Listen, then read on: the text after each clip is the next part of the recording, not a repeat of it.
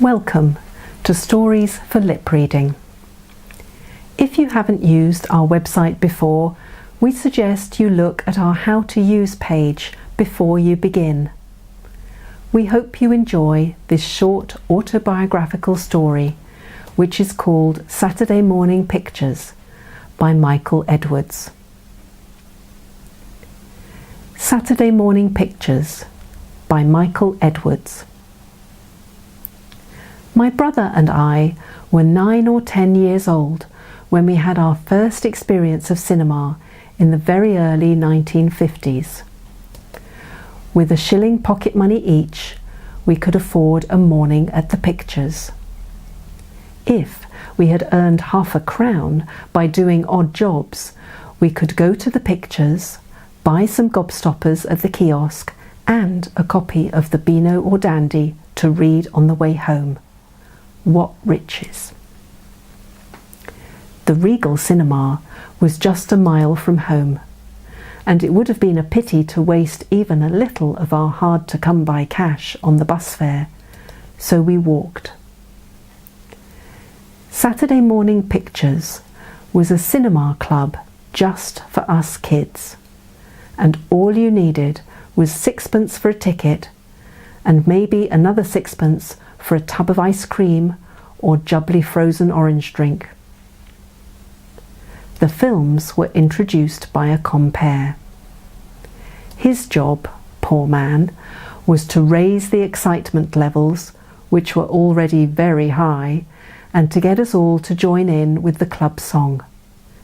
Even after all these years, it still echoes in my memory. We are the boys and girls well known as miners of the ABC, and every Saturday all line up to see the films we like and shout aloud with glee. And what films they were. The programme was the same every week. There were cartoons, a comedy film, and then a cliff-hanging instalment of an adventure serial. We laughed at the antics of Mickey Mouse, Laurel and Hardy, or the Three Stooges. But what we really came to see was the next thrilling instalment of Flash Gordon or Gene Autry and the Thunder Riders. Would Flash Gordon defeat the evil Emperor Ming? Would Gene Autry, the singing cowboy, prevent war between the aliens from outer space?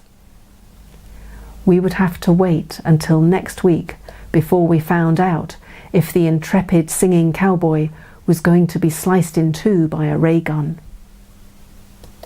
For 2 precious hours, all the worries of school and growing up were forgotten. Then we made our way home, full of excitement and eager anticipation for next week's visit to the pictures. There was no television for most people in those days, so our weekly ticket was our 6p ticket to adventure. Sadly, in my case, the adventures ended far too soon, as when I was 11, I moved to a school with compulsory Saturday classes. My glorious Saturdays at the cinema became a thing of the past, or so I thought.